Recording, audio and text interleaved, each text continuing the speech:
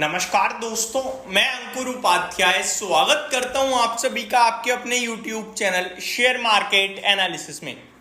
दोस्तों, सेबी चेयरपर्सन माधवीपुरी बूच जी के ऊपर एलिगेशंस रुकने थमने का नाम नहीं ले रहे। शुरुआत करने वाला एक बार फिर से हिंडनबर्ग ही था।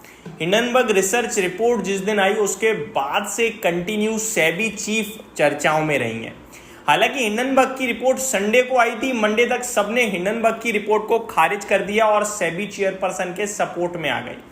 लेकिन उसके बाद मामला गर्म हुआ जब कांग्रेस, जो कि अपोजिशन पार्टी है, उन्होंने प्रेस कॉन्फ्रेंस करी और सेबी चेयरपर्सन के ऊपर कुछ सीरियस एलिगेशंस लगाए कि माधवीपुरी बूच जी सेबी की चीफ होते हुए भी और जगह से वेतन ले रही थी और जगह से कमाई कर रही थी, और इतनी कमाई करी उन्होंने कि सेबी चीफ की जो एनुअल इनकम होती है उससे कई गुना ज्यादा उन्होंने पैसा बनाया। लाइक आईसीआईसीआई बैंक से उन्होंने 16.8 करोड़ रुपीस समथिंग कमाए, ऐसे उन्होंने एलिगेशंस लगाए। जिसके बाद आईसीआईसीआई बैंक ने भी कहा कि हमने उन्हें कोई एडिशनल बेनिफिट नहीं दिया है, कोई एडिशनल पैसा नहीं दिया है, जो वो डिजर्व करते थे बस वही दिया, जो उनका था उतना ही दिया है। अब यहाँ पे आज फिर से उसके बाद आपको तो मैंने शेयर करा था, आपको पता ही होगा, सेबी चीफ के स्टाफ मेंबर्स जो है, सेबी के मेंबर्स जो है, स्टाफ जो है, उन्होंने भी सेबी चीफ के ऊपर काफी संगीन आरोप लगाए, एलिगेशंस की।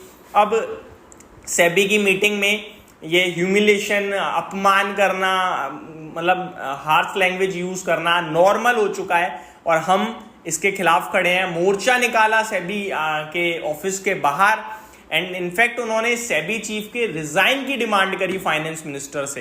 तो ये सारी चीजें तो हो ही रही थी। इस बीच में एक बार फिर आज पवन खेरा जी, जो कि कांग्रेस के प्रवक्ता है, उन्होंने प्रेस कॉन्फ्रेंस करी और फिर से बड़े एलिगेशंस लगाए हैं दोस्तों, जिसके बाद चर्चा दोबारा गर्म हो गई है। तो आज कौन कौन से नए एलिगेशंस लगे हैं आप नोट करिए, मैं बताता जाता हूं।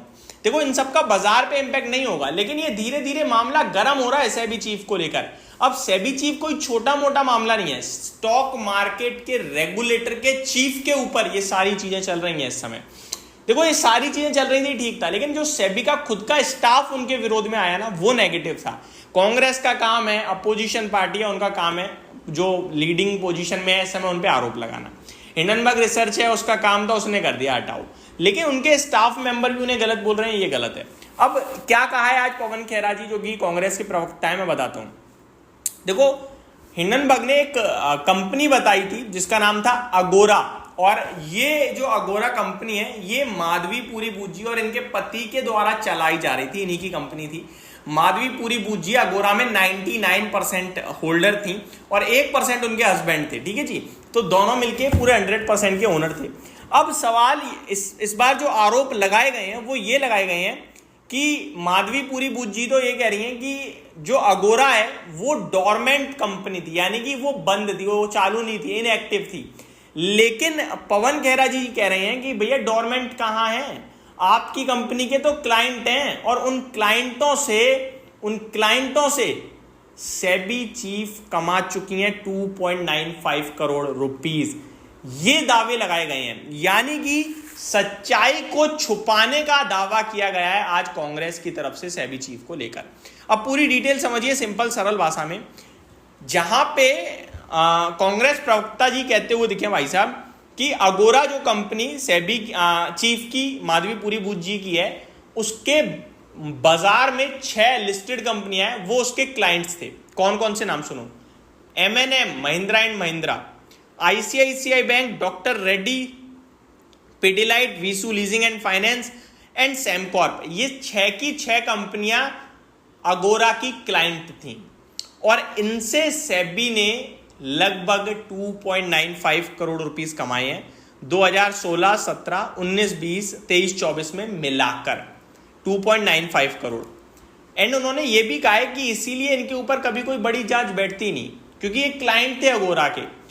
तीसरी बड़ी बात, उन्होंने कहा कि ये जो अमाउंट कमाया है, राउंड फिगर कर लो 3 करोड़, इसका 88% यानी majority of the amount M&M से कमाया गया है, यानी महिंद्रा एंड महिंद्रा से।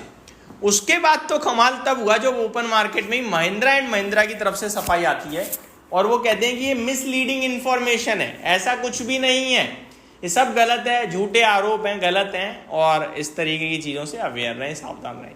तो अब क्या सच है क्या गलत है किसी को नहीं पता चल रहा है, लेकिन इतना जरूर पता चल रहा है मामला गर्म हो रहा है और हमारे व्यूअर्स को ये सारी जानकारी होना जरूरी है, तो हमने आपके साथ शेयर करी। होप आपको सब कुछ क्लियरली समझ में आ गया होगा। Thank you so much for watching this video. Have a great day guys.